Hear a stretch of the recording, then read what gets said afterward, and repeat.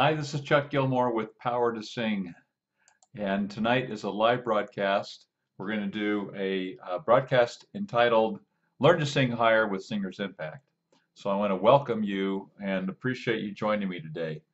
Um, as you've probably all seen, many of you have seen, I've been sending out videos over this last week and a half or so about the pathway to great singing.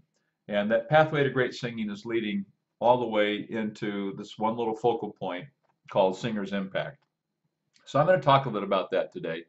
And we'll talk about, I've got a lot of things to share with you this evening. It's going to be really interesting. Que pasa, John Villanova? So, hi, John. Just want to make sure that if you can see me and hear me okay, just let me know. Because I don't want to, my this software that I'm using says, according to YouTube, says you're not getting a very good stream. But I find that hard to believe, actually, because this is a very powerful system that I'm using right now. So let me know, John, if you can see and hear okay.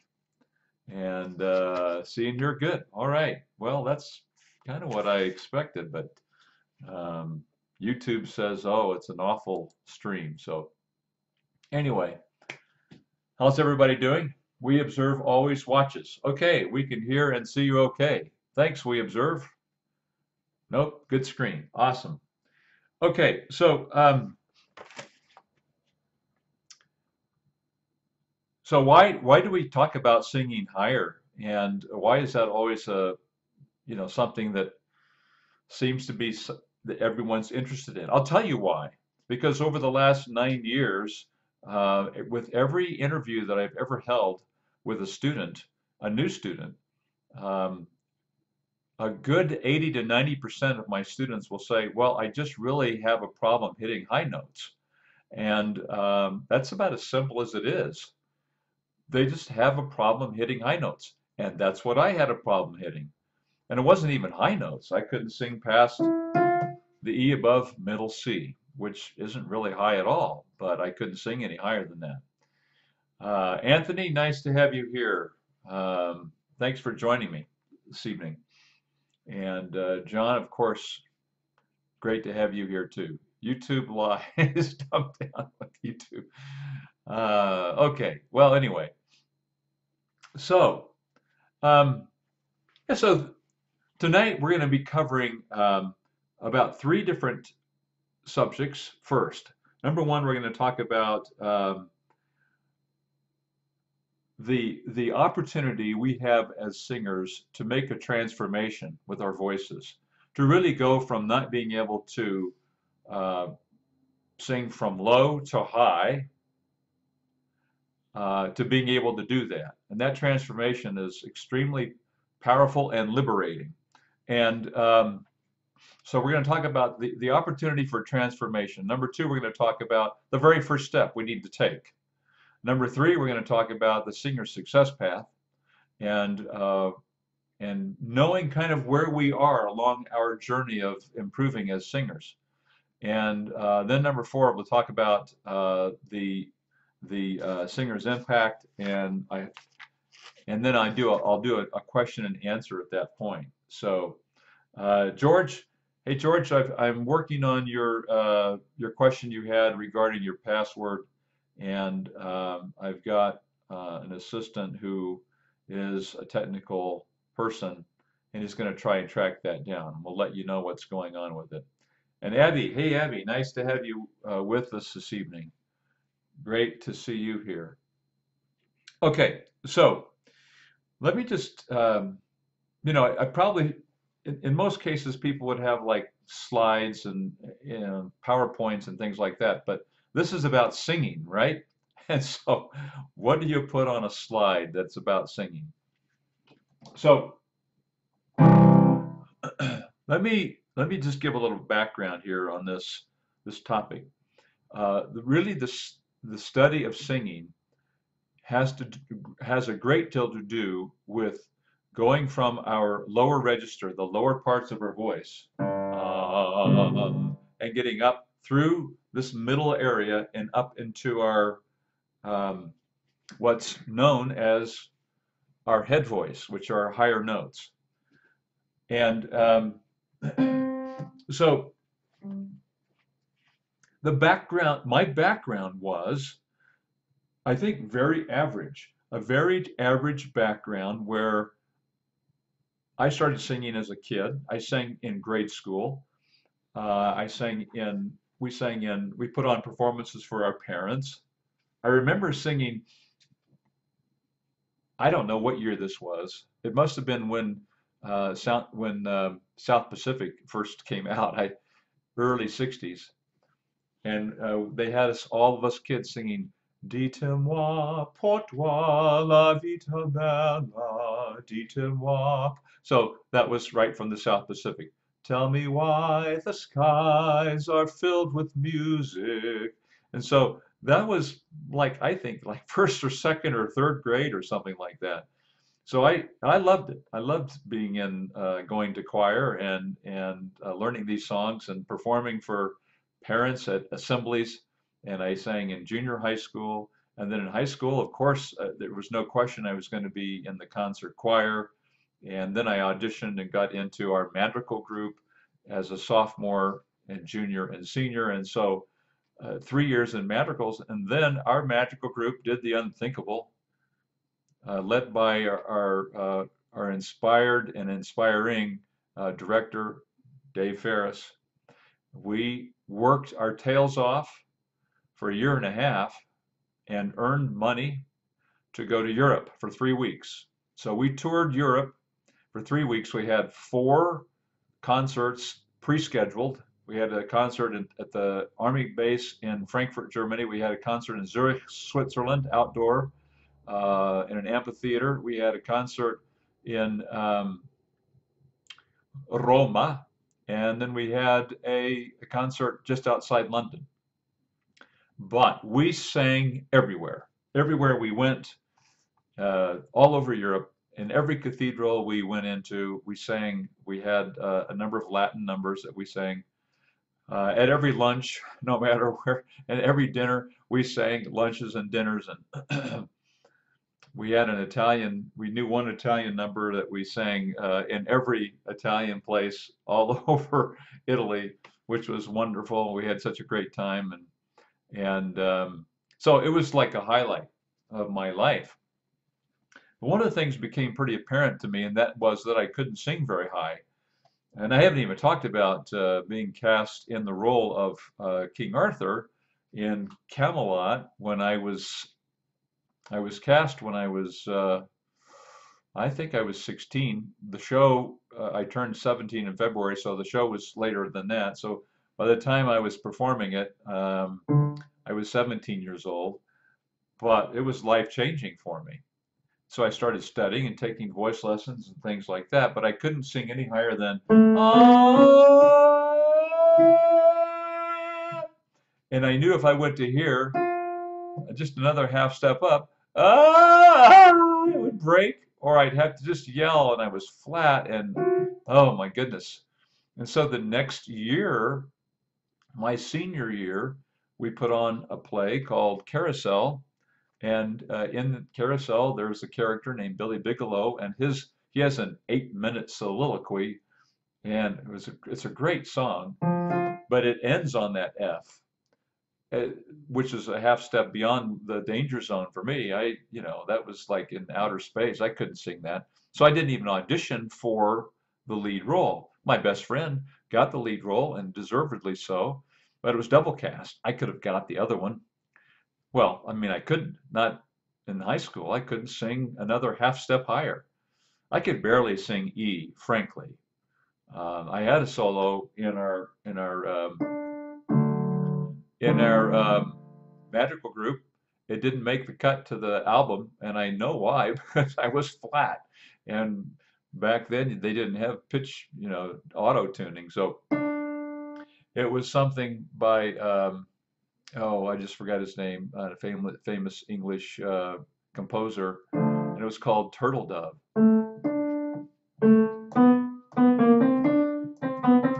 I I can't remember the exact, but I know the high note was either a D or an E flat, and it was fare ye well, my dear, I must be gone. Anyway, the high note was always just, it felt like it was the end of the world for me, and it was only the D or E flat, maybe it was an E, I can't remember exactly, but it just was that was the end of my universe. Now I know that there are ladies who also have the same experience, but the end of their universe, well, they can't stop singing because that's usually just the A, the B flat, B, C, maybe C sharp. So they just flip into falsetto. Ah, and then they go on up. And so they spend a lot of their lives just trying to learn how to cover that so that you can't hear it, can't hear the break.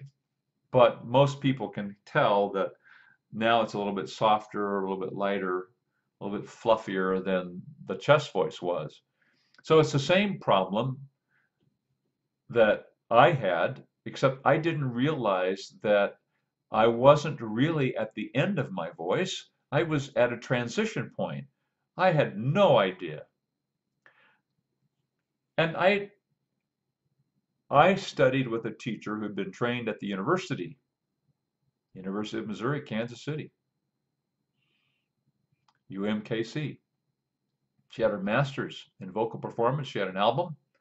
She had it was a classical album with different operatic numbers and classical numbers. She was a well-known singer in town, well-known teacher, but she didn't know that I was not at the top of my voice.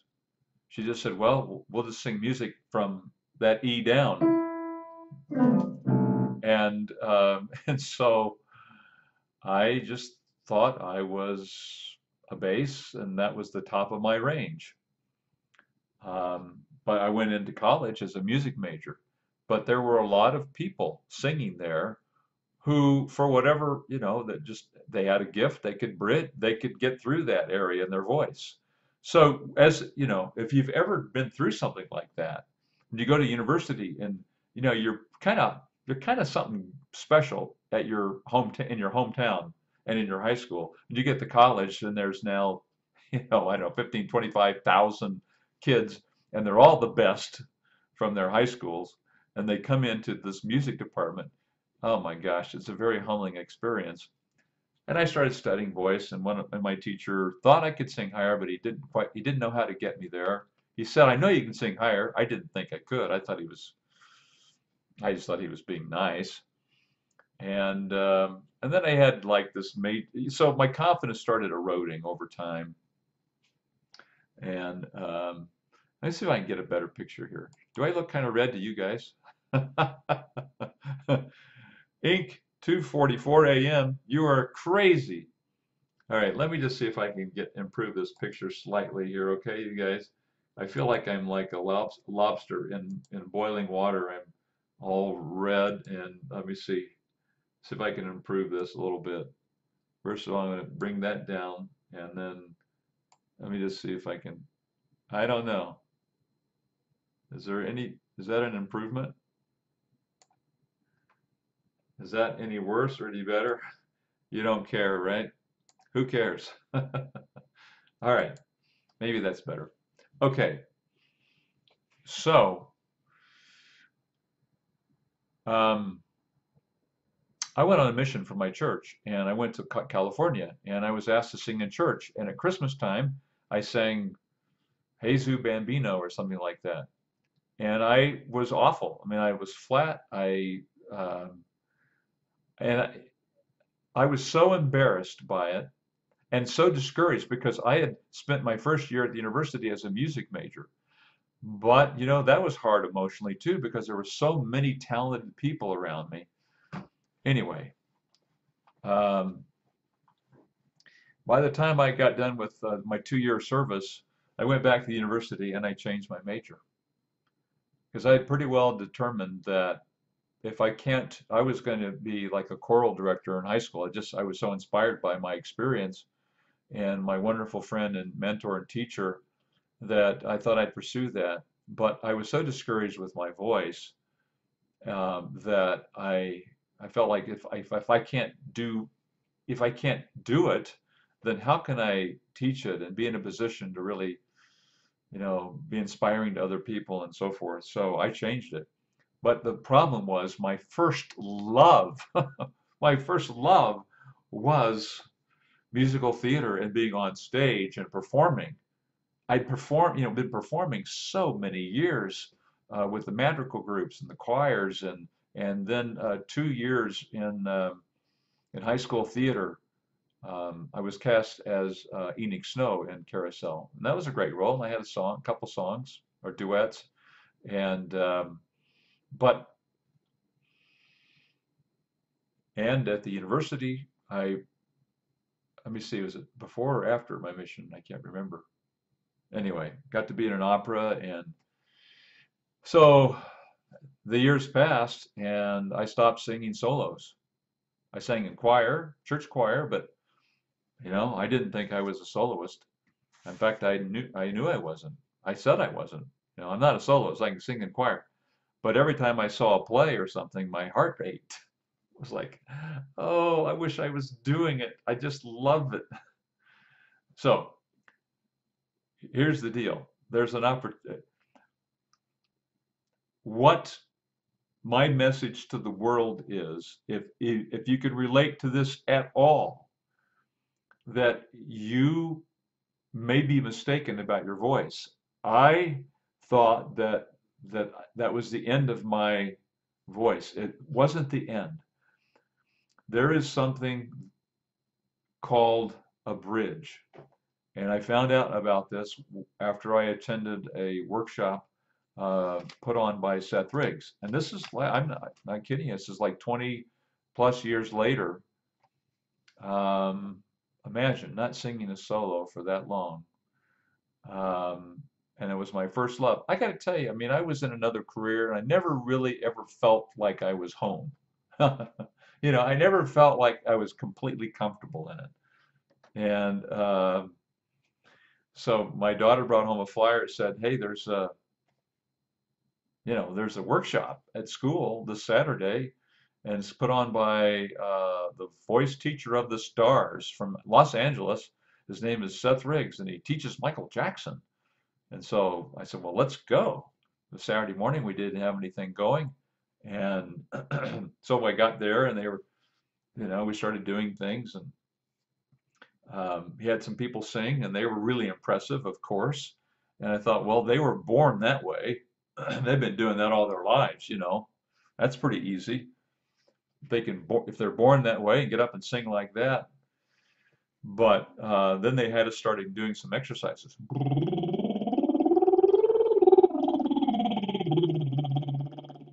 And I remember that feeling. I thought, what was that? I knew I hadn't cracked. I knew I didn't break. I knew I didn't like strain, but I felt something go up high and like up into my head. And of course, that wasn't a song, but that was different. That was really different. And so it really got my attention. I was very interested in what was being said, even though I was skeptical, and started studying with one of his teachers that was in the area.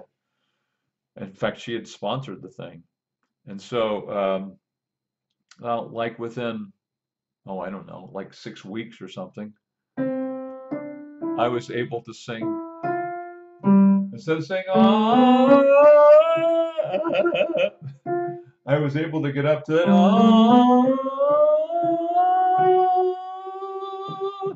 Well, maybe it wasn't quite that good, but I was able to add two more notes to my range, and I started singing Maria from West Side Story, the lower version of it, which ended on an F.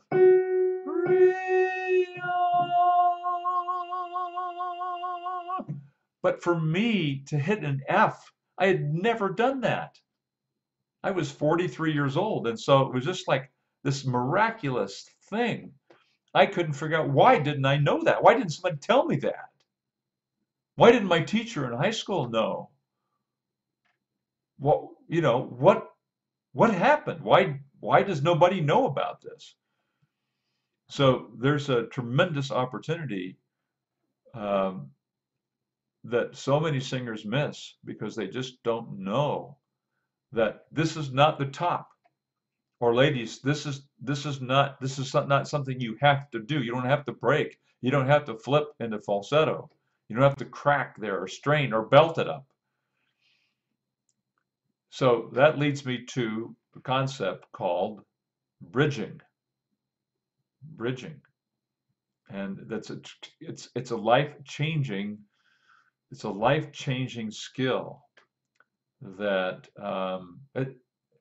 it changed my life, and that is just to learn how to go through that area of my voice, which I've come to find out is called the bridge. That is a transition area. Some people call it, the Italians call it the passaggio, a passageway. And there are hundreds of thousands of people who know the word passaggio, but they don't necessarily know how to get through it without flipping, cracking, or breaking. So yes, by appropriately bridging, we can eliminate the crack, can eliminate the break, and open a door to an upper range that you've never experienced before, men and women. So I just want to say hi to Rashawn. Give it a thumbs up. Well, thank you, Rashawn. I appreciate that. That's a great suggestion. Everybody, give it a thumbs up, and appreciate your comments here, you guys. Michael, hello. Nice to have you here. And Charles, hey, thanks. You noticed. I'm always impressed with people who notice my glasses, because you could go for a day and no one says anything, and then someone you haven't seen for a while, they get you, oh, nice glasses. I think it's kind of fun. Anyway, thank you. Yeah, after like 8 years, I can't. I think I've had these other ones for such a long time. I can't remember when but they're old. So, okay, back to anyway. Thank you, Charles. Now, let's talk about bridging for a second because this is the key. This is the number one key to great singing, and I mentioned this in I think video number 1, Pathway to Great Singing. It is the bridge, and the bridge is the transition area. It's a transition from low voice, chest, to high voice. Meadow, sorry it's late. I'm sorry. I am sorry, late. It's 4 a.m. Oh my goodness sakes. I appreciate your dedication. Thank you. Now, so to be clear, if you don't know the bridge, you might approach this area of your voice like this. Just yell it. Or flip in the falsetto. Called the couple. I haven't seen a lot of people do that anymore. A long time ago, I used to see people kind of sing that way. You kind of, do a real exaggerated thing. Or some people just go really, really light.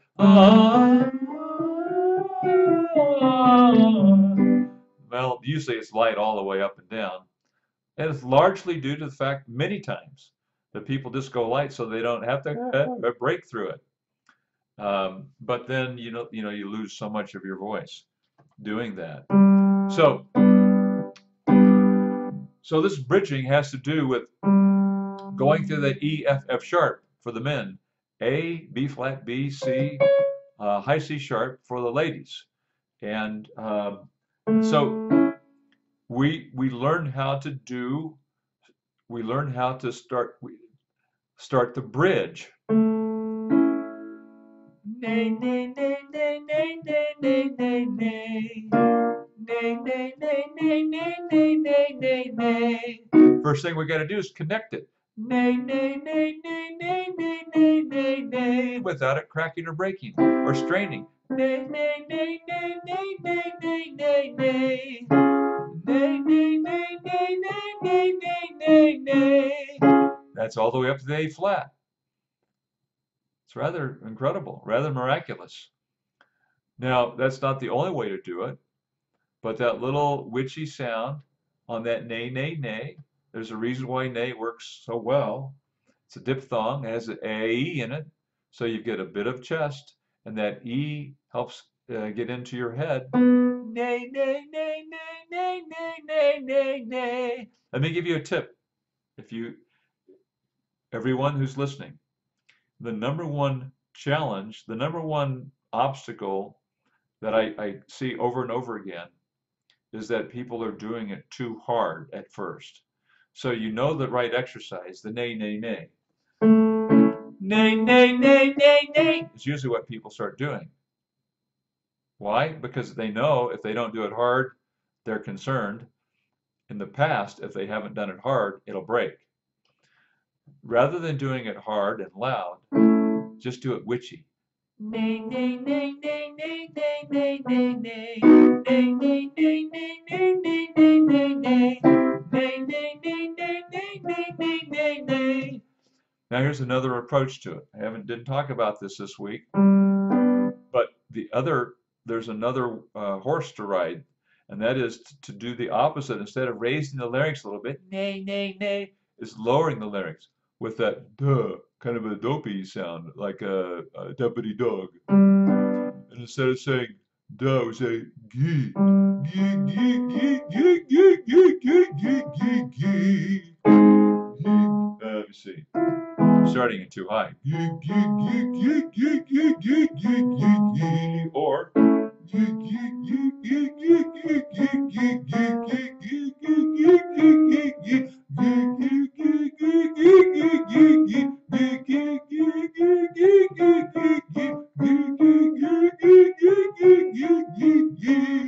it's another way to connect the chest to the head voice in that middle area, which again is called the bridge.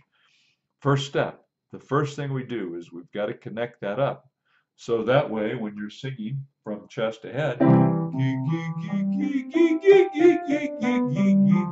go, go, go, go, go, go, go, go, go, go. No, no, no, no, no, no, no, no, no, no, no, no. Ma, ma, ma, ma, ma, ma, ma, ma, ma, ma, ma, ma. Yeah, that's the A flat, and that's pretty easy.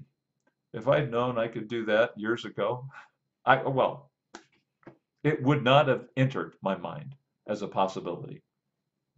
Why? Because I knew that my voice stopped at the E.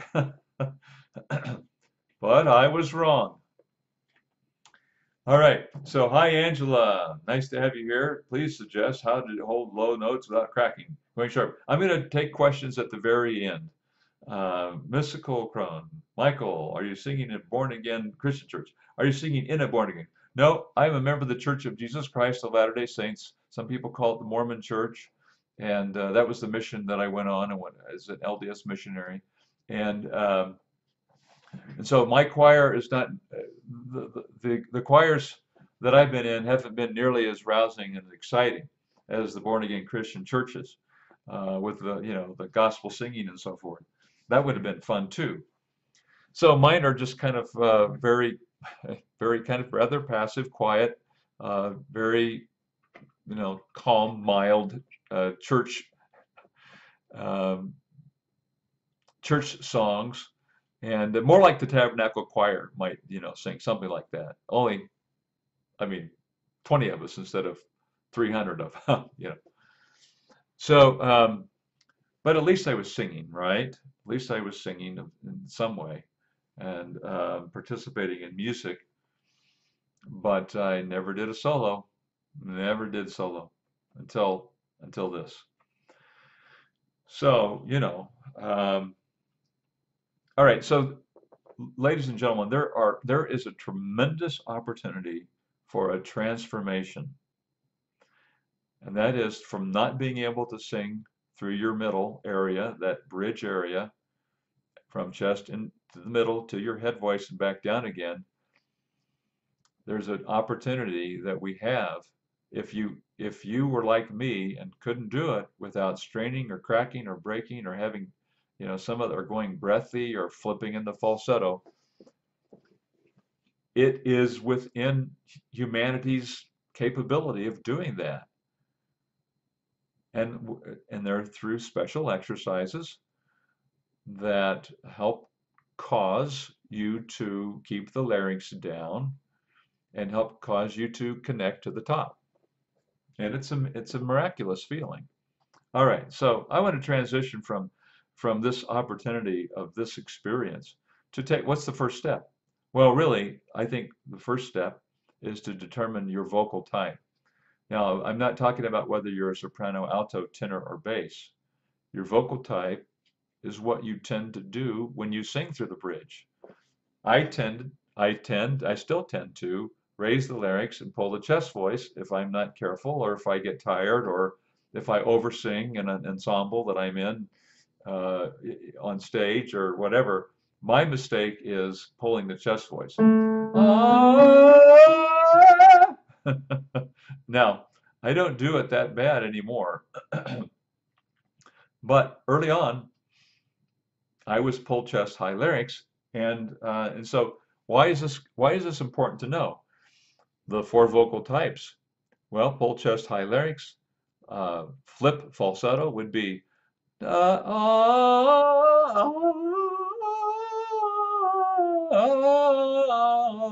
just going to falsetto. Another one would be light chest, no chest. I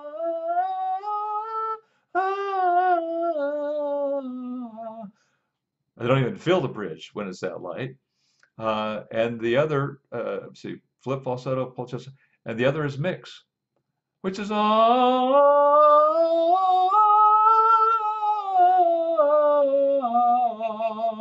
that is going from chest to head pretty much evenly and fairly easily. So I rarely find mix, and even when I do hear a mixed singer, and I've had a few people who are just naturals. They send their vocal test to me, and they're mixing. But a lot of times, if someone's mixing, they're also mixing with maybe it's a little bit light, or there's a little bit of a pull chest. They're getting through the bridge. They're doing some mixing, but the larynx is high or something like that. So primarily, it's the three that I've mentioned, and 80% to 90% of all vocal types are high larynx with a pull chest, at least a high larynx. So why is that important? Because now there are exercises that cause you to not pull chest, or they cause you to not have a high larynx, or they cause you not to flip, or not to break into falsetto. So in another way of looking at it is they help you get through the bridge without these problems. Okay? They help you.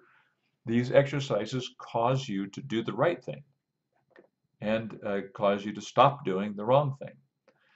And these exercises are what some have referred to, and I think very appropriately, cause and effect. They cause you to do certain things, which creates an effect in your voice. So, going back to this one, nay, nay, nay, nay, nay, nay, nay, nay, nay, nay. Well, that causes me to not pull my chest. Nay, nay, nay, nay. The larynx is slightly elevated, but it's not nearly as high as if I pull my chest up and try and yell it up. Nay, nay, nay, nay.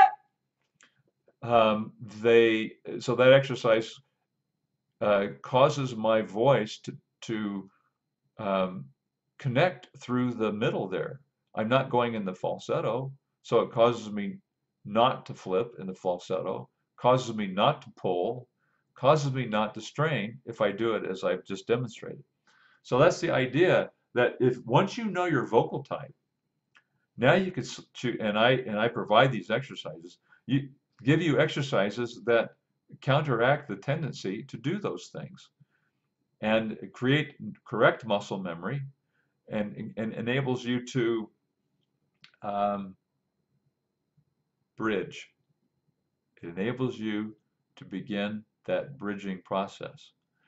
And look, the whole world is changed at that point in your singing, because now there's a whole new universe waiting for you. Whereas before you were straining and cracking or breaking or whatever, going breathy. Now you've got, 3 or 4 more notes, maybe more, in an upper area of your voice that you never had before. So for me, that's the E. I can actually get up an octave. I can go an octave higher than that.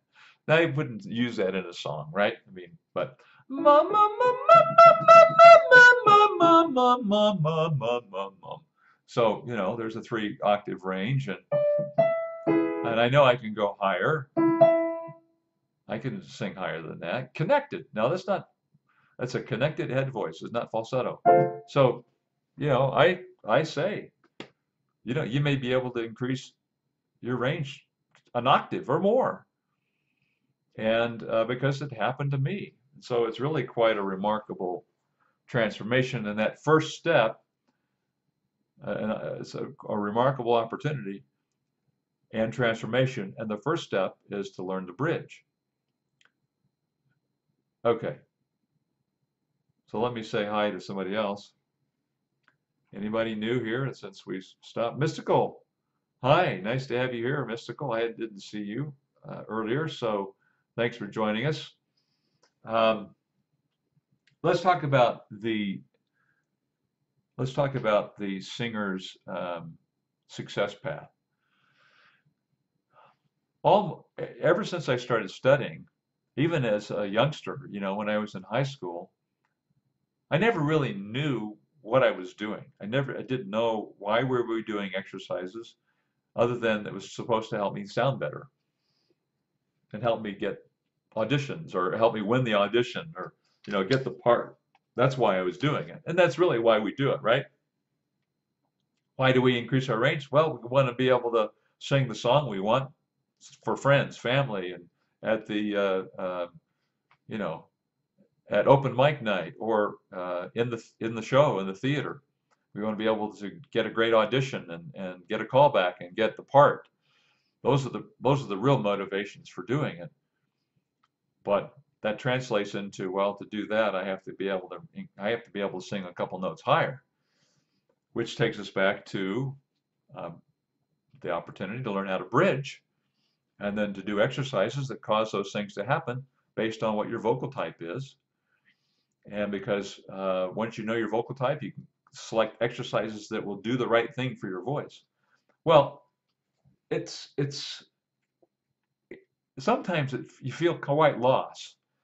You don't know where you're at in the process. You know that there's a little fruit fly. It's that time of year, right?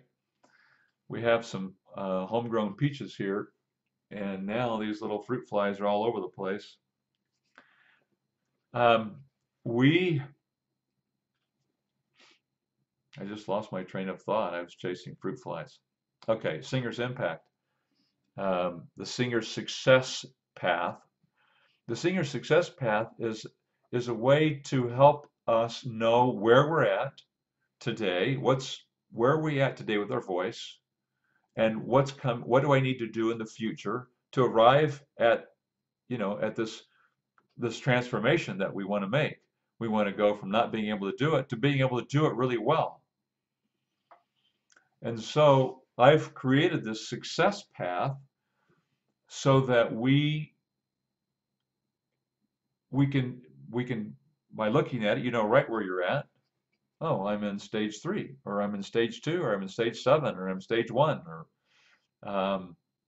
and that way you kind of just know what's coming up, where you're at now, and what we need to do, what you need to do to advance, to make progress. And I think that's always been something that I've missed. You enroll in school, and what you get a synopsis of the course. We're going to do this, this, this, and this. By the time you get from here to there, you're going to be able to do this and that kind of thing. And that's what, in my mind, what the singer's success path can do for us. And that is, it can help us to to be able to see our way and to be able to anticipate what we're going to need to do and maybe even how, how to do it and so forth. So let me talk a little bit about success path. Adam King says, "Hi, Chuck. So where am I at?" Ha ha ha ha ha ha. All right, Adam. I'd say you're in stage one. Shayna Hall. Hi, Shayna. Nice to have you with us this evening. So if you're just now joining us, you guys, we've been talking about the opportunity for transformation in our voices. That is to be able to sing from low to high, and that is to learn how to bridge, and then to be able to specific stage number two is, or step number two would be to first thing we got to do is determine our vocal type so we can get the exercises to apply to our voices to help us learn that bridging. And then after that, oh my gosh, the whole world opens up to your voice. So where are we then in our progress? Well, that's where the singer success path comes in. So I'm not going to go through all 7 stages and at this point, but let's talk about the first couple here. Number 1 is discover your potential. In this stage, you'll get a greater understanding of your voice. You know, when I first started doing all this, the thing that I wrote this down in a journal, I've got it in the other room. I wrote something like, "It's so exciting. This is not mysterious. I'm understanding this." To me, my voice was always kind of like a mystery. I just didn't understand it. Isn't that strange that our singing voice, we don't understand our singing voices? So you'll see how your past singing experiences have shaped your current thoughts and feelings about your voice. How many of you have a story, a singing story? How many of you had somebody say something negative to you? I mentioned my mission. After I sang this song in church, you're assigned companions. So there's two missionaries always together. You've probably seen them riding bicycles through your neighborhood. Anyway, my companion, um, I don't know, he was teasing me about something, and I said, "Well, the righteous shall be persecuted." That was just kind of a little thing that I threw back at him in jest. And he said, "You mean like having to listen to you?" Well, he probably was just joking, I hope. But I mean, it felt really truthful. It felt, I, I, I still remember it. I still remember how I felt. I felt defeated. I felt discouraged, and I felt like I was never, well, and I never did sing solo again for over 20 years. This would have been in around December of 72, before all of you were born. So anyway, have you ever had somebody say something negative about your voice, your singing? You know that's affecting how you think right now about your singing and how you feel about your voice, how you feel about your potential, how you feel about your talent and ability to improve. It's affecting you, whether you realize it or not. So, no, John, there is no stage -2. No, no, no, no, no. So, you want to assess, we want to be able to assess where we are. Importantly, we want to discover your vocal type. That's in stage 1. And start doing exercises tailored for that vocal type, specifically for that vocal type. Why? Because that will help you begin the bridging process and learning how to bridge. It'll counteract the negative things you're doing and encourage new muscle memory so that you get it. This is extremely powerful, ladies and gentlemen. There is a pathway here, and it leads to great singing. And so in the stage, as you're in stage 1, you should begin to see that you were wrong about your opinions of your voice that were negative, and begin to see your true potential as a singer. as you're experiencing new and exciting things in your voice. Just being able to do nay, nay, nay, nay, nay, nay, nay, nay, nay, nay. Now I remember, taking lessons, and this is after I'd been on my own for a couple of years. My first teacher left, and all I did was listen to tapes, and and I'd sing something like ma ma ma ma ma ma ma ma, and he'd say that was a B flat. Wow.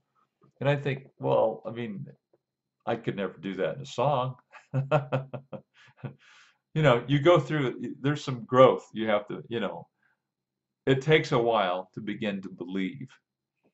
But in stage one, you begin to realize that you can sing higher than you realized, and you can sing better than you realized, that you can eliminate problems systematically. And many of you are doing that right now. So Charles Bland mentioned, I'd say, I know the feeling. Fear still had a grip on my singing. You know, um, we all have some of that fear, right? Well, I think one of the first things that can happen is when you learn to bridge and you suddenly realize that you can, I'll tell you right now, I was told by my first teacher, if you're not born with vibrato, you don't have it. So for 43 years, 44 years, I didn't know this until in the next year. I just thought that I couldn't do vibrato because I wasn't born with it naturally. So when I'd sing, I would just sing, ah. Isn't that something that, but that's what I didn't know how to do vibrato, or I thought it was just supposed to happen spontaneously, that if you had a good voice, you had vibrato, and if you weren't born with it, you don't have it. So I didn't have a good voice, I didn't have vibrato. Well,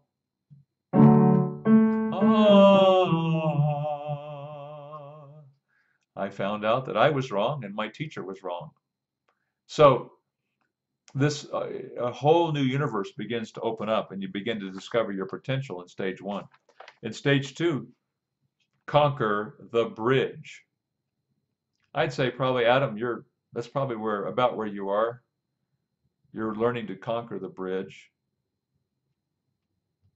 John, you've conquered it. You're not in -2. Well, you might be in stage two, but if you're in this stage, you have a better understanding of your voice. You've discovered your vocal type, and you're starting to sing from low to high notes with a connected tone. Now that's very, very significant. You're excited about new possibilities for your voice. Now you're ready to begin to learn the key to great singing, the vocal bridge. Understanding your vocal bridge will begin a transformation in your singing and your life. So, the kind of a minimum requirement or minimum performance level in stage two is that you know where your first bridge is, you know where it is in your voice, and you're able to sing through the first bridge with a connected tone without breaking or cracking or straining, and you'll discover the middle or the mix voice. Those are things that happen in stage two, because once that's number two in my mind, because that creates a foundation for everything else that's coming. So in stage three, in the singer's success path, um, eliminating vocal weaknesses. Let's face it, even if you can bridge, even if you can mix, we still carry baggage from whatever, from some negative thing that somebody said to us, um, or just some habit, some muscle memory that we don't even know we're doing. So we want to eliminate vocal weaknesses. So in stage three, that's one of the primary functions of stage three. So that by the time you're done with stage three, you're really getting there's less tension and more control as you sing higher, and you do get confidence. And that's one thing that I wanted to mention, Charles, is it's not frightening, it's not scary if you're confident in it. If you're confident in doing it, then the fear starts leaving. But trust me, I would rather sing for 1,000, 10,000 people than play a piano piece. Because I can't, I just get nervous playing the piano. But I have pretty good confidence levels with singing. And so there's not a fear there because I can do it and I can do it pretty easily. And of course, I love doing it, and that helps. But it's not hard. If it's not hard, then it's a lot less scary. So stage 4, succeed with fundamentals. Stage 5, strengthen your technique. And so a couple of the fundamentals are breathing, working on really good breath breathing technique. And I don't think that's necessarily needs to be weeks upon weeks of intensive study. I think it's pretty basic, but many of us neglect it. And the other thing is vibrato. We all really do need to have that vibrato because it's a very healthy thing for our voices. We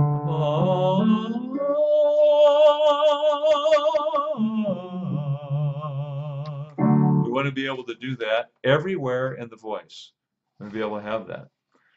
Strengthen your technique.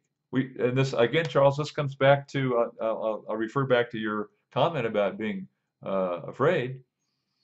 If the technique is second nature, if we don't even have to think about technique, then we can really throw ourselves into the song. We don't have to think about the high note coming. In fact, we're excited about it. We know it's coming, and we know we're going to do it. And we're looking forward to it.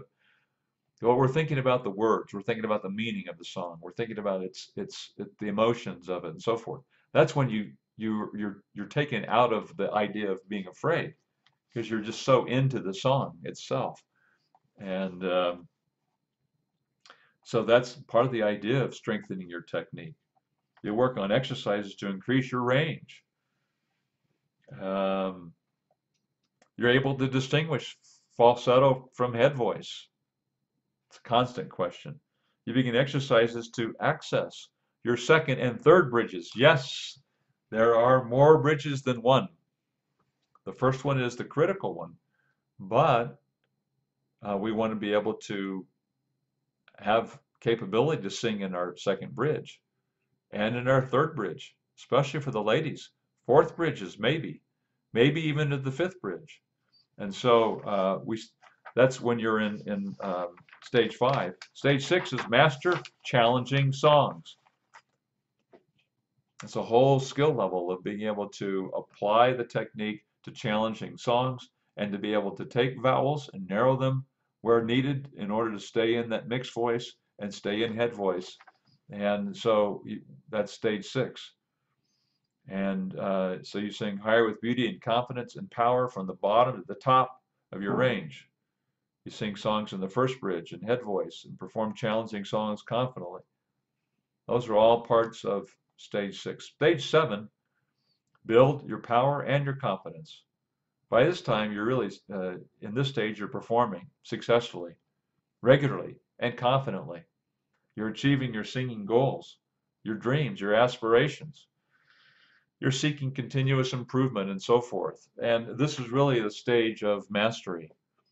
This is where you begin taking on other things like performance skills and focusing in on other aspects of your craft that you want to keep working on. You want to keep refining and improving. That's stage 7. So stage 7 is rather open-ended because you've reached a level of competency. You're performing. You're really doing well with singing, but there is a never-ending opportunity for improvement. Maybe it's just a practice schedule being better, or it's learning a specific aria, or maybe it's getting a certain role or certain part or a certain job singing and so forth. So all these different things. Maybe it's understanding how to earn a living singing. Maybe it's now starting to do some songwriting and so forth. So Okay, so that's kind of the first three videos that I introduced this last week or so was the opportunity for a transformation. The first step being bridging and what to do with it. And we kind of went through a couple things this evening to show you some bridging. And third, then this singer's impact, or sorry, the singer's success path to know where you're at along this this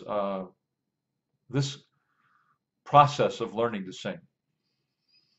So now this gets us down to um, the singer's impact. Singer's impact is a delivery mechanism for everything that I just talked about. It's a way that I can provide an opportunity for the world of singers uh, to get this opportunity that I discussed, to learn how to sing from bottom to the top and through this bridge area. Now, here's what's remarkable, because you might think that I'm only focusing on singing higher notes. I saw I saw Seth Riggs do this once. He was working with a student who had a problem in the bottom of her voice, but she also couldn't get through her bridge. So he began working with her to get her through her bridge. She was tough. It challenged him, but within 10 or 15 minutes, she started to bridge. Then he went back down, and lo and behold, the problem in her chest voice was resolved. It corrected itself. I looked at another fellow teacher and mentor, and he acknowledged me with kind of a knowing look. And after it was all over, this was in an auditorium, we were just watching him teach. I said to my other mentor, I said, "What happened there? How did that happen?" And he said, he's discovered that by focusing on the bridge, it has a tendency to correct the chest and the head voice as well, and to make it better. So once you start focusing on that middle, ladies and gentlemen, things get better below and above it. And so that's what's so powerful about this. So inside Singer's Impact, I want to be able to provide this transformational experience for planet Earth. Do you think my goals are too high? No, I just today, I just great lesson with a gentleman in South Korea who is a professional there. He's working on a singing career, but uh, he experienced difficulty on high notes, and he felt strain and stress as he did it, and it was troubling, and it was also holding him back. And so we had an hour together, and within an hour, he began to connect from chest to head voice without straining and without stress. And and that experience helped him helped him. Well, it just changed his whole perspective. All of a sudden now he was able to go from his low to his high voice easily. Now it's not finished product yet, but his mind just was like totally expanding because now he began to see potential possibilities for what he's doing. It's extremely powerful, and there are people like us all over the world. That's the crazy thing about this is I know exactly what people are going through because I've been through it. And happily, I know exactly what the possibilities are because I've been through that too. And it's been life-changing. Yeah, I never finished that story really, but I've done almost 40 shows now, musical theater shows, where, I had some tremendously exciting roles and lead singing roles. Don Quixote and The King and I. What a great role that is. And oh, you guys probably wouldn't know, but there's a show called Paint Your Wagon, and Ben Rumson. The play's a little bit different than the movie, and that's such a great role. I got to play Ben Rumson, and I played Fagin, and I played Captain Hook, and I've played Juan Perón in Evita, which is an awesome role, and so many memories and so many friends made now, and so many people that I love that I never would have known. And so, it's just really been life changing and fulfilling for me. Really, truly. My life would have been so different had I not gone to that workshop and then gone through all this. So that's what I want to provide in Singer's Impact. This opportunity for transformation. Provide the opportunity for you to experience, to get your vocal type, and then to get the exercises that you need for your vocal type, and begin making that getting that skill down of bridging, and then helping you on the success path as you go stage by stage by stage, and doing that in several different ways. First of all, there are 2 courses there already. Sing Higher Than Ever Before, which some of you have already taken. And there's a new course there called Master Your High Notes. I've got the 3rd one written. I just have to record it, and it'll be kind of the 3rd in that series on high notes, and that will be to make your high notes impressive. It's impressive you can sing high, but are your high notes impressive? So that would be the intent of that 3rd course. And so not only will there be those courses and more courses inside to help you gain this transformation that I've been talking about, and learn this bridging process, and and follow and see where you're at on the singer's success path. But not only to do all of those things, but then I want you to be able to associate with like people who are doing the same thing. And so we're going to have a forum. We've got the beginnings of a forum in there right now, where instead of conversations on Facebook or on even on YouTube or wherever they happen to be able to get these conversations going with you guys, so that when somebody comes in and they have this same question, they can find the thread that talks about this, and get in there and learn and participate and be supported by each other, so that we can help each other along. There's nothing I think it's a very lonely thing to be learning to sing. Very lonely. But if you've got somebody that knows, hey, can relate, it's very, very comforting and very informative. So let me tell you how I'm going to deliver the information. I'm not going to try and kill you overwhelm you with just tons of information here. I don't want you to be overwhelmed. This is a process. So once a week, I'll deliver information. Now, I'm planning on having the courses open, maybe not all 100% of it open, but at least portions of it, so that when you complete that, then the next portion opens up, and so forth. So it's kind of like as you complete it, then more becomes available, because I want you to progress as you go along. But so there'll be coursework that you can do, and that's kind of the first part of the first week of the month will be addressing that kind of those issues, things in the courses that you might be working on, and so forth. The second week will be a Q&A.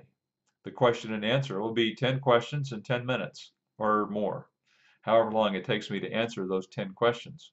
And they'll be your questions, and there'll be questions that haven't been solved in the forum. Be questions that have come up that are pressing for you, and I'll answer those 10 questions.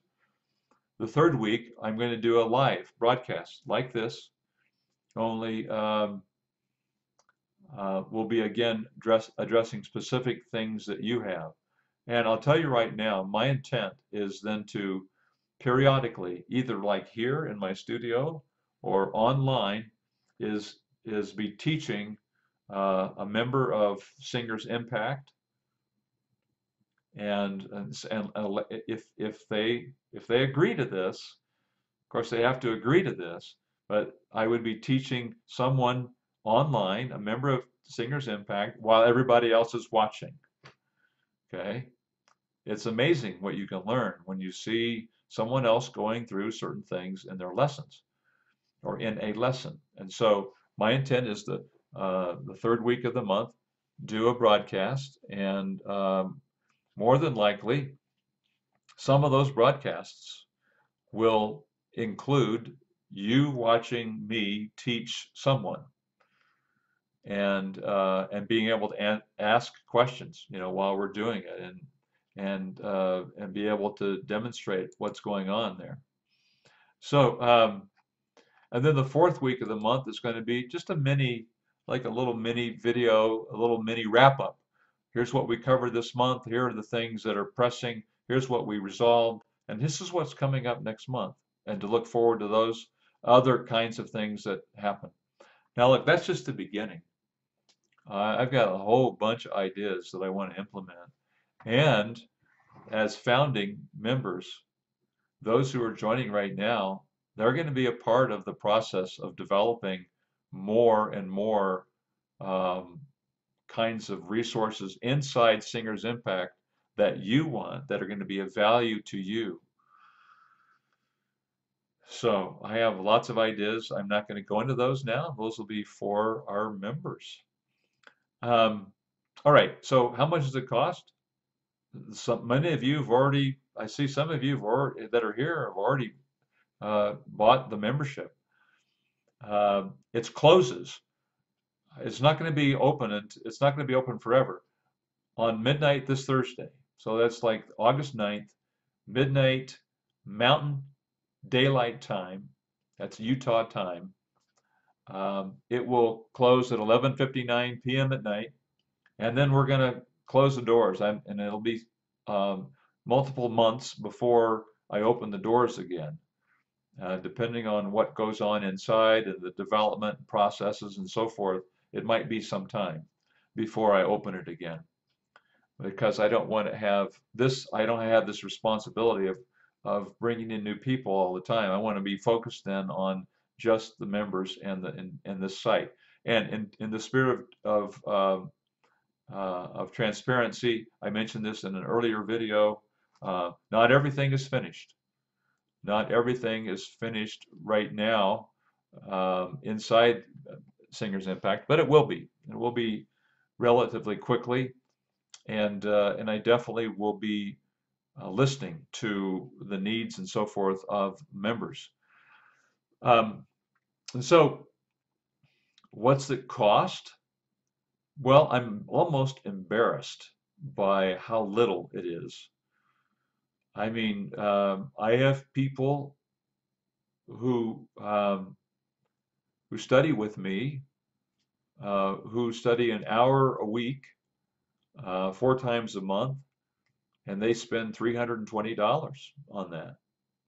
My private rate is right now it's $90 an hour, and or $45 for 30 minutes.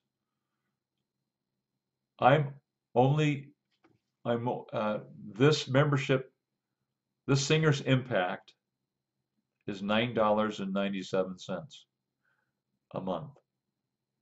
It will never be this low again. I promise you. The price will be going up, and but this is the opening price.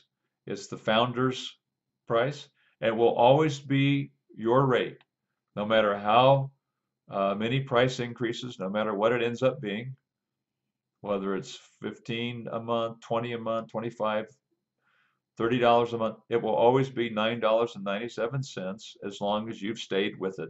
You've stayed a member in good standing.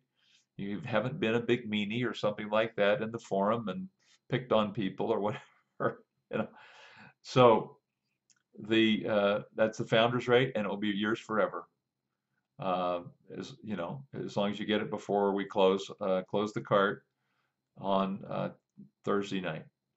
So now, I want to address the questions. Let me just say that I think it's, you know, I'm very excited. A number of you have already joined, and it's just been within the first couple days. Um, it was tracking about 5% of the people who saw the last video, The Pathway to Great Singing is Singer's Impact. About 5% of those people were joining, and so I'm very gratified with that. I'm very excited to be able to bring this opportunity, these steps, the success path, and many other things, the courses, to you. I will say that there are many on planet Earth that can't afford my private lessons, and you know this is an opportunity for them to really get a lot of information and a lot of help in a really great place. And I hope it's going to be a very safe place. Once we get going on the membership with our members, we'll be talking about playing nice and all those kinds of things. But I know the quality of people you are, and you know, it's just been so wonderful just getting to know many of you already through the YouTube videos and through our live broadcasts that we've had the last 94 weeks or something like that. Anyway, so now, what questions can I answer for you regarding Singer's Impact? Is there anything specifically that you would like to know? Anthony said, Evita is awesome. You know what? It was just one of the most gratifying shows that I was in. And a friend of mine was Evita. She was an awesome singer and friend, and we just had a great time. It's really at the one of the top favorites in my experiences. The songs are so fun. Anyway, see if I just get some any other questions here. Okay, so Anthony says everybody is a critic, especially those who don't sing. That's for sure. See, I learned years ago you never need to fear at all. Get out of fear and love yourself and your voice. I'm learning to getting better fast these days. Thanks, Adam. It's a nice comment. Come on, the piano's easy.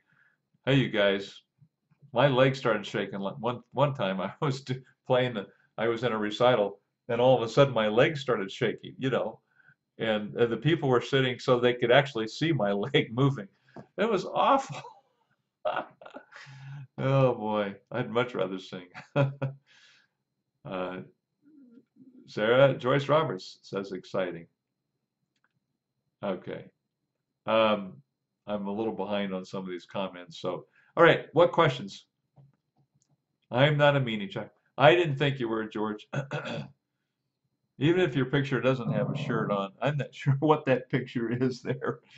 Okay. All right, so Anthony says, what's the main difference between pulled chest and high larynx and flip falsetto? I've watched videos, but they seem to have a lot in common. Yeah, there's a question about that because a pulled chest and a high larynx can cause a flip into falsetto.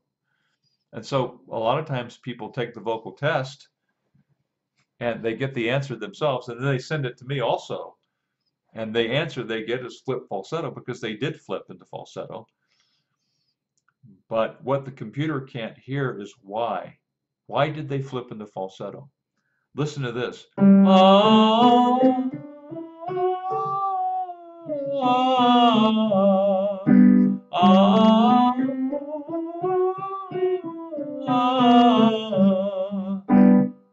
Well, that's a flip into falsetto.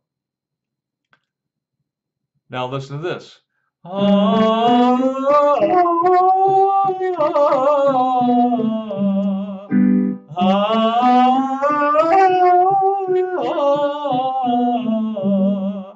What's the difference between that flip into falsetto? one flip into falsetto. The first one is basically just they let go and went into falsetto. Ah, ah.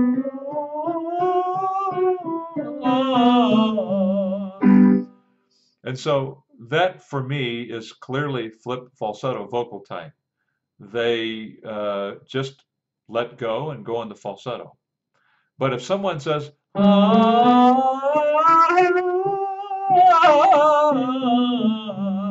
I can hear the larynx rising,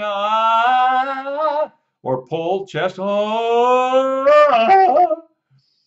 and they flip into falsetto, then I know the cause at that point is caused by a pull chest, high larynx.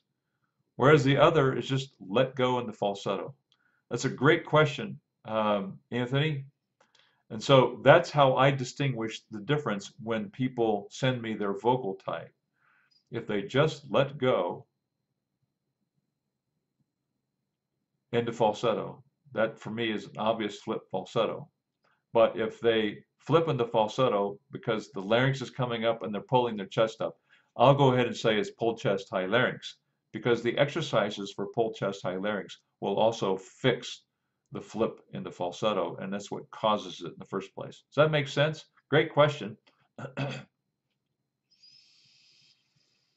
I sing. Good question, I sing. Will you teach about belting in your course?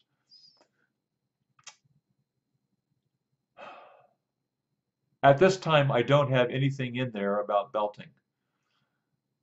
I would like to have a course on, I would like to have a course, maybe not exactly on belting, as much as I would like to have a course on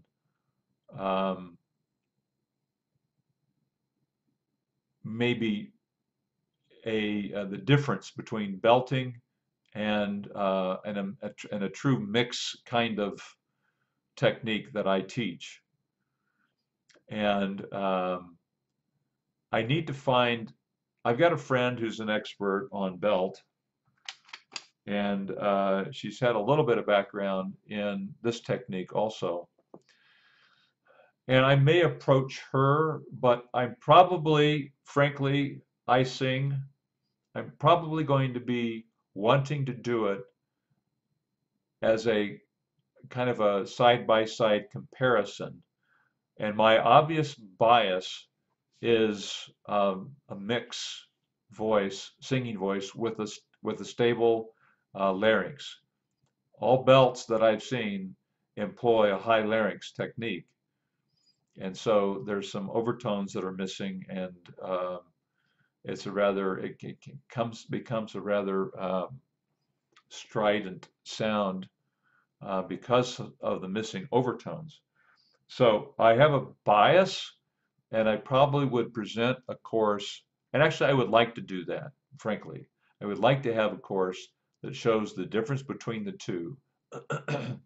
And I think it would be very informative. In fact, I've thought about, inviting some of my, I've got a good friend who's getting his PhD in music at our university here in Salt Lake City, who is an opera singer, and I think that a lot of people would like to have some information about opera and so forth. So not only belt, but there's some other things that I'm thinking of doing. Let me ask you, I think, why do you want a course on belting? What is your intent? Do you want to learn how to belt, or you just want to know what it is? Can you help me with that? George says, I have a little dog close to me, Chuck. I have a little dog close. Hmm. Okay, I'm not getting it at this moment, George. Um,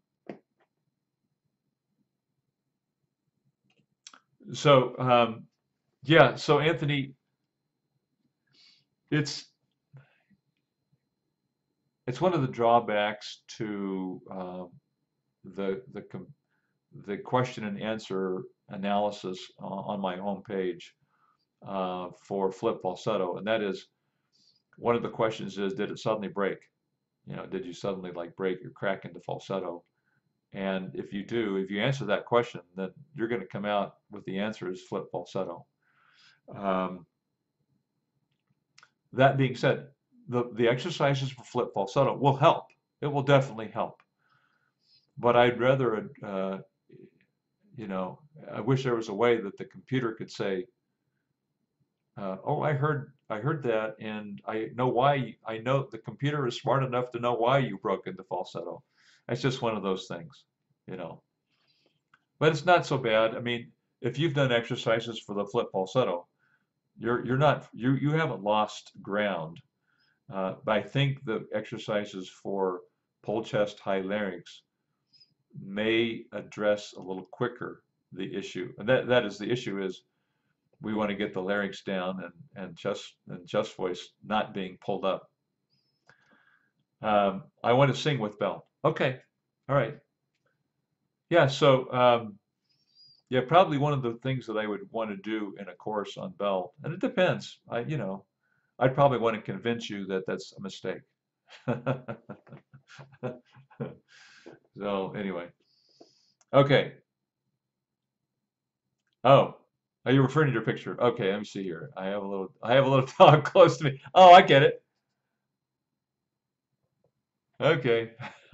It's a little picture. I can't really see that close, George. Anyway, okay. What other questions can I answer about Singer's Impact, you guys? Um, you know, when I think about online singing courses, I think one of the things that um, has become apparent to me is that you can make a lot of progress online. For 2 years, I listened to cassette tapes of Seth Riggs. Do you know what a cassette tape is? All you youngsters out there. Um, and I just every time I got in the car, I'd plug it in. Literally I listened for 2 years, 2.5 years straight, and I practiced all the time in the car. And they're very helpful, you know. So I learned a lot, and I felt like I made progress while I was listening and working with it.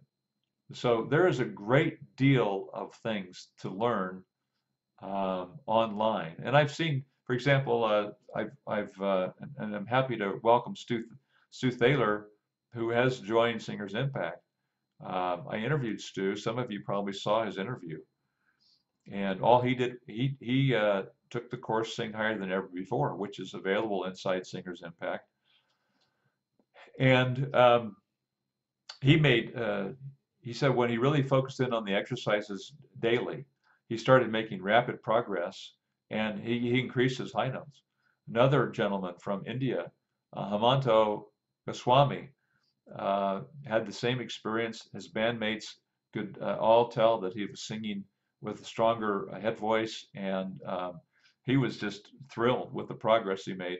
All online. I've never worked with either. Oh, well, no, I did. I did later on teach Hemanto. That's right, after he took the course, but never have worked with Stu. And so, of course, that's always an option that people can schedule with me, and I don't think that's a bad thing at all. But you can, it's like Stu said, you don't even know what to, you know, the nice thing about the online courses and the online learning is you learn at least what you should even ask. And in this case, with the Singer Success Path, I think you can be, you know, well along the path of learning before you even study with someone, me or anyone else. So I sing. Let me see if you're referring to his picture. Okay, I sing how to get more info about your program, like price and duration. It's $9.97 a month, and the duration is for the rest of your life, or until you cancel. You cancel anytime you want. I've already had one guy cancel. He's not canceled yet, but he said he's going to cancel. So, you know, I mean, it's fine.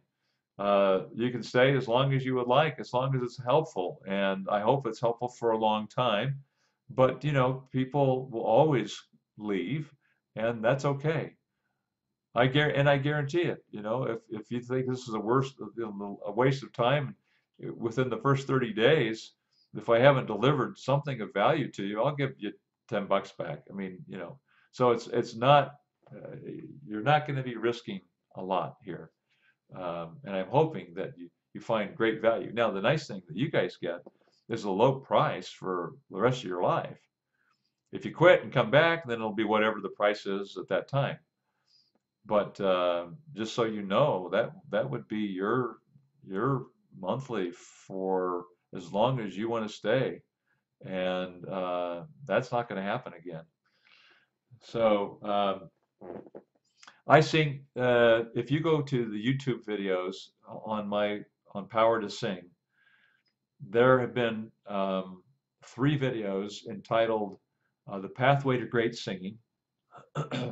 1, 2, and 3. If you watch those, it's going to give you a lot of background about what I've been talking about tonight. And then there's a 4th video that says the pathway to great singing is singer's impact. And that video is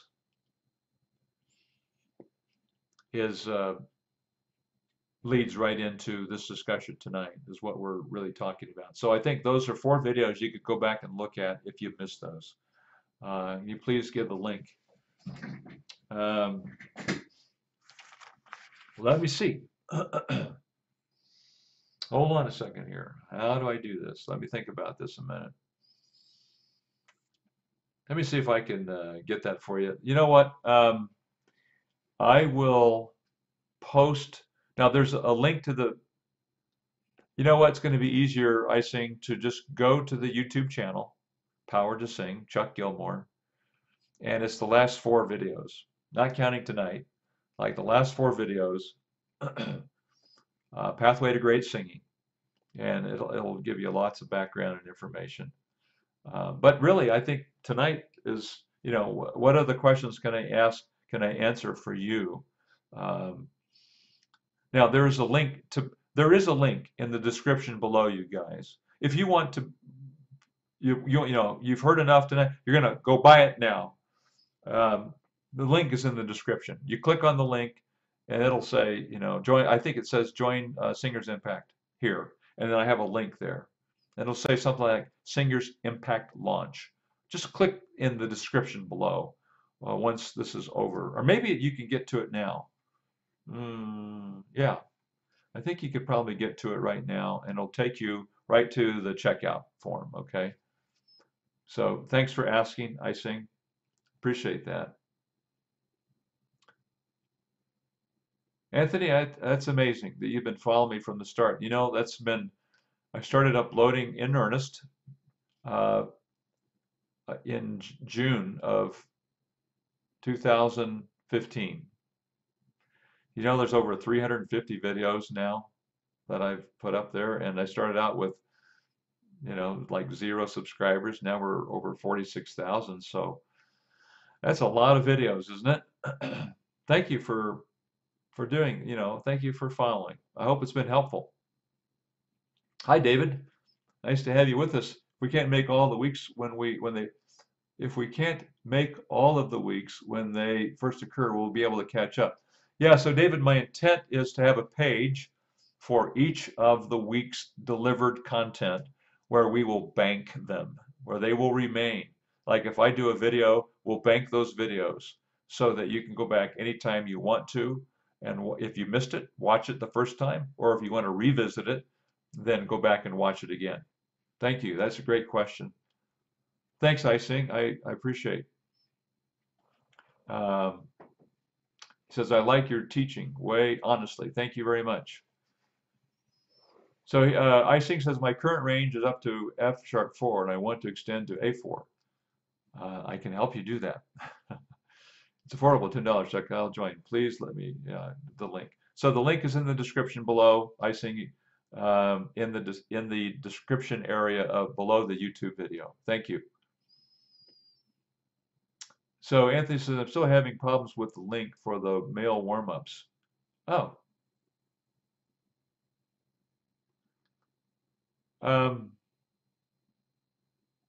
Well, what is the problem, Anthony?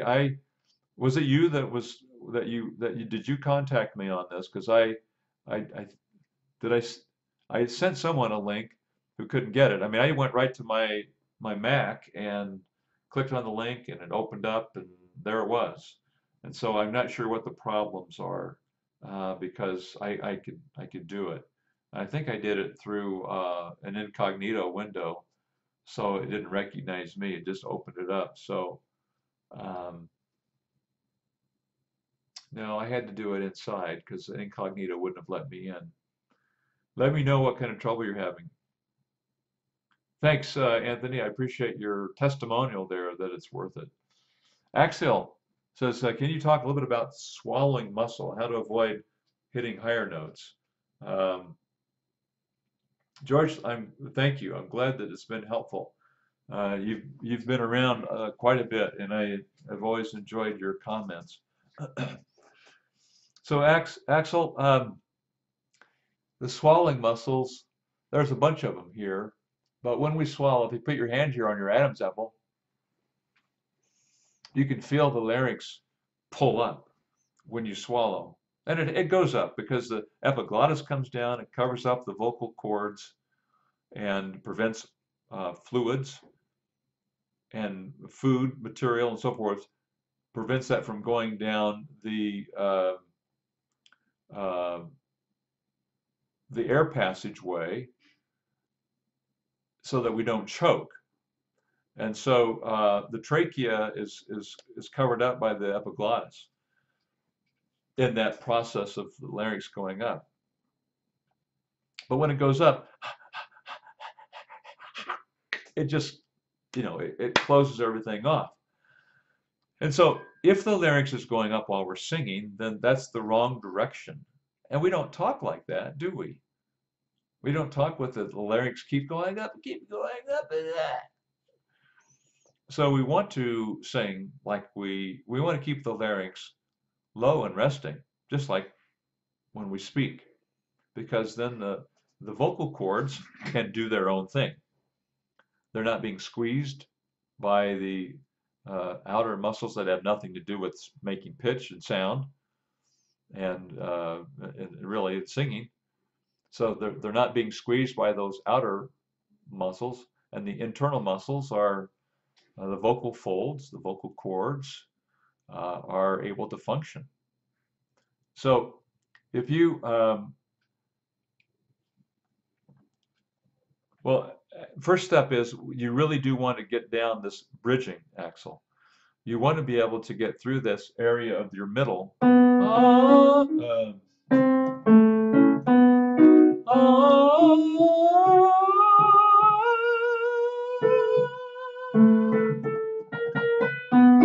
changed keys on the way.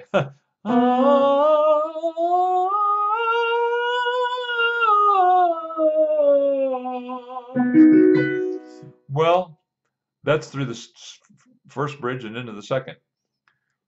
So that all by itself will help you avoid the swallowing muscles or engaging the swallowing muscles.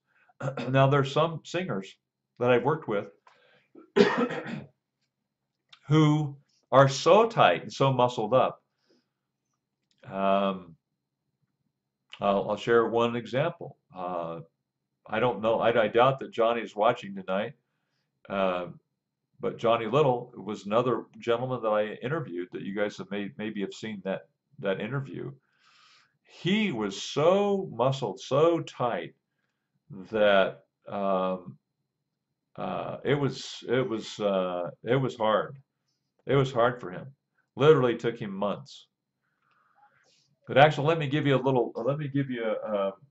an exercise that can separate the vocal cords here behind the larynx from the swallowing muscles. And if you just do this for a second and just say, mm, mm, mm. So start it in your chest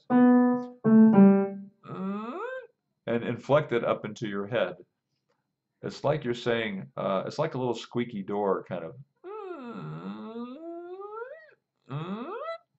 So do that little, it's like a check mark.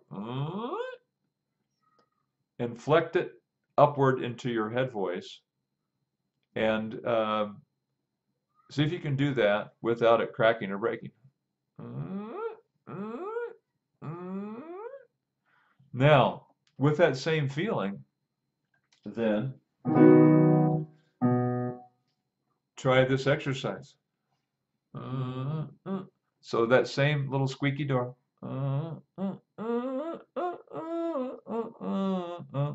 It's called a gallop.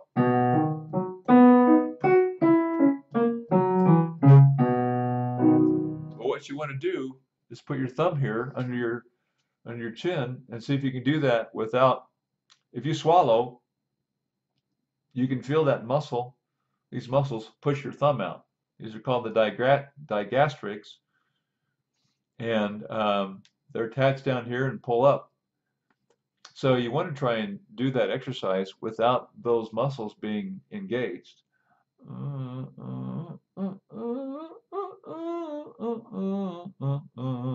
So basically, I'm keeping the larynx down.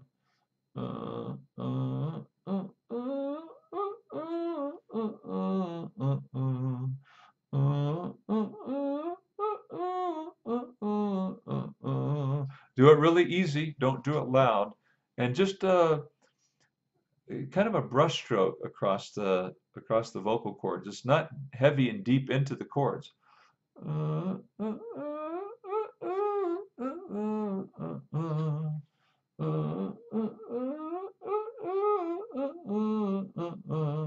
See, that's my larynx right there, where my finger is, and it's staying pretty steady, and I'm not getting a lot of kick out from those swallowing muscles.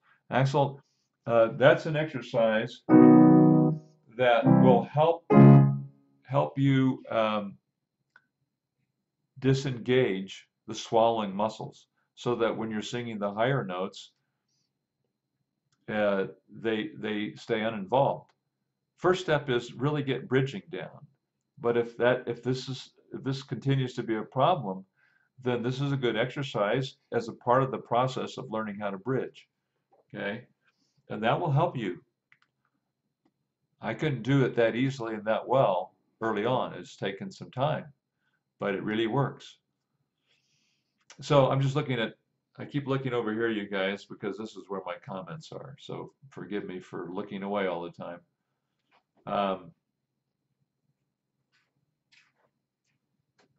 Okay, sorry, Anthony. Thank you. I'll try it on I have a PC. This is a PC here. I'll see if I can find, see if I get the same kind of. I'm not using Firefox. I'm using Chrome on the PC. Let me get back to you, and I'll see what I can find out.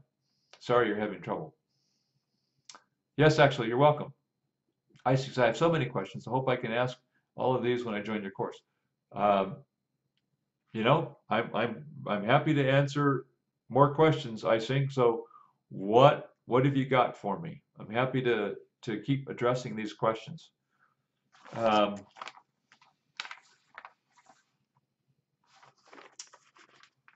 Sarah Joyce Roberts says, I think I have the same problem. That is you mean the swallowing muscles, Sarah? Is that what you're referring to? Or is that the downloading exercises?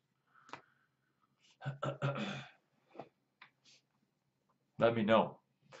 So, you know, one of the things that I haven't mentioned, and you guys have brought this up, is that when you join as an incentive for joining Singers Impact, I give you 2 bonuses. The first one is I actually give you a video of my first voice lesson with Seth Riggs. It was with my family. We went to LA on a vacation, and we scheduled.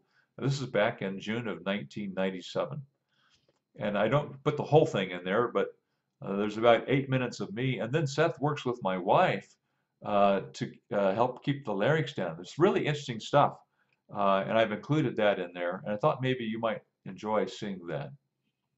Nobody's seen that, so I hope you appreciate it.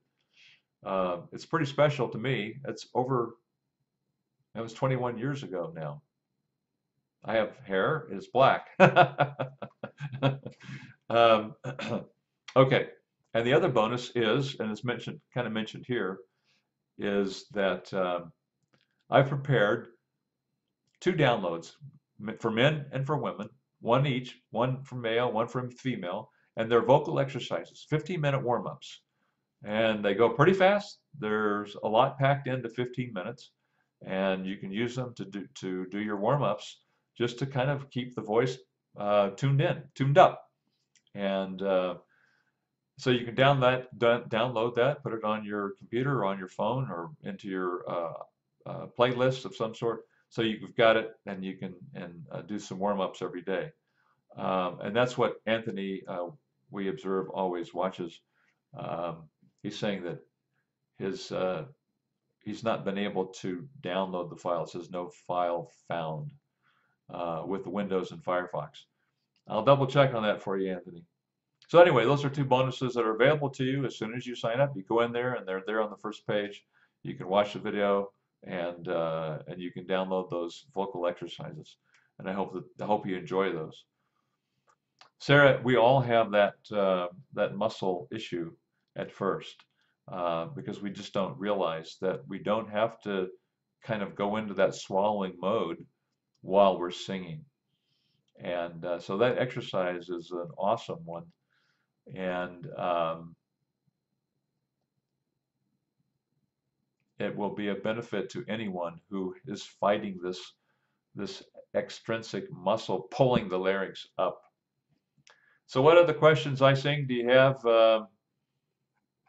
for me tonight? I'm happy to cover those, and then we can call it a night. It's actually been almost an hour and 45 minutes, and I'm very happy about that.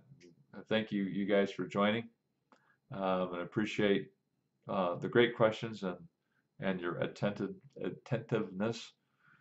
And so the cart closes on Thursday night at 11:59 p.m. in Mountain Daylight Time, Utah, United States of America time, MDT, Mountain Daylight Time.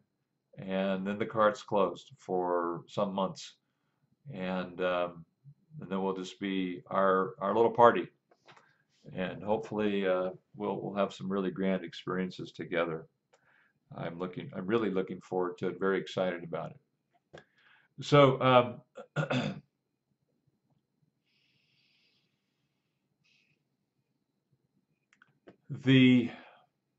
this process of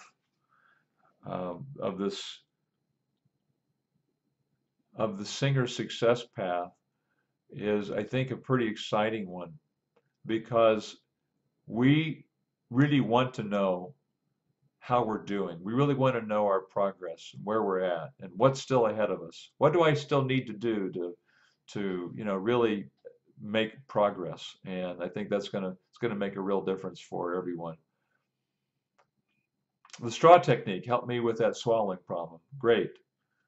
Yeah, there's a gentleman online named Dr. Titsa who illustrates this really nicely. It's called the straw technique, and he actually vocalizes through to the straw. And I can't remember if he does like the Star Spangled Banner or God Bless America or something, but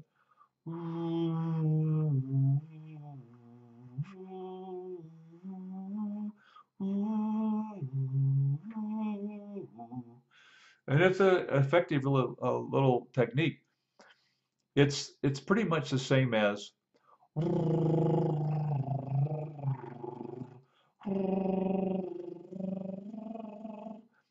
and what I'm doing is a tongue trill with my lips closed.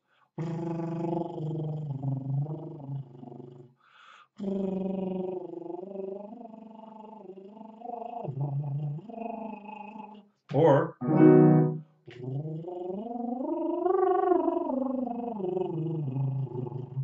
because what's happening here, and I appreciate you mentioning that, Anthony. Who was asking about that? Well, both Sarah and asking about the rising larynx. Maybe I sing. Oh, Axel. Yeah. So, Axel, can you do the tongue trill? So you can do the tongue trill only.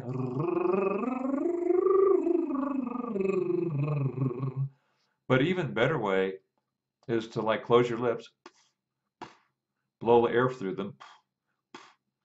Now add the tongue trill. Now you've got the air is being resisted by your lips and your tongue and by the vocal cords, like a triple resistor, resisting the air, and it creates some back pressure and keeps the larynx down.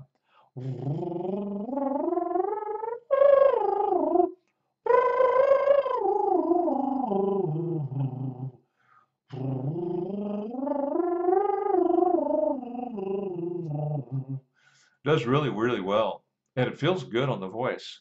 It's a great warm up. You can do the same thing with this.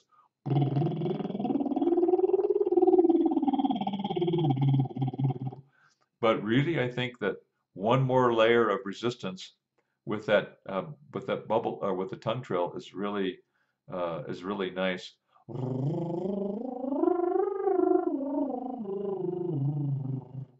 That's a great exercise to keep the larynx down while you're going high. Okay. Any other questions for you guys from you guys? If not, we could probably wrap this up a few minutes early. If there is something else, I'm totally happy to answer the questions. Um, but it looks like maybe we've got them all answered tonight. So thank you very much. I encourage you to check the link out below. That is the checkout form for Singer's Impact. It's $9.97, ridiculously low price. It's the founder's price. It will never be that way again. And it will be yours for as long as you stay with the program, or as long as you stay in Singer's Impact and as a member of good standing. And so it's really an awesome opportunity. And so thank you very much. Adam, good night. Nice to have you with us, John. Good night. And good night to all of you. Thank you for joining me. Check out the Singer's Impact checkout form down below in the description. And if not tonight, then you've got until midnight, Thursday night, August 9th, 11:59 p.m. And love to have you inside the program. Thanks, and wish you all the best. Thanks for joining me this evening.